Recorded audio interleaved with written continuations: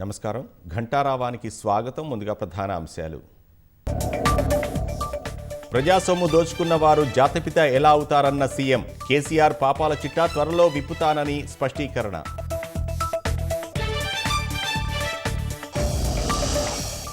Station ఘన్పూర్లో 800 కోట్ల అభివృద్ధి పనులకు సీఎం శ్రీకారం. జీతం తీసుకుంటూ మాజీ ముఖ్యమంత్రి అసెంబ్లీకి రావట్లేదని ఆక్షేపణ. అప్పులు తెచ్చి బీఆర్ఎస్ నేతలు జేబులు నింపుకున్నారన్న పొంగులేటి. నిజాలు వినాల్సి వస్తుందని అసెంబ్లీ నుంచి వాకౌట్ చేస్తున్నారని విమర్శ. కర్ణాటకలో 75 కోట్ల విలువైన ఎండీఎంఏ స్వాధీనం. ఢిల్లీ నుంచి తరలిస్తున్న 2 దక్షిణాఫ్రికా మహిళల అరెస్ట్.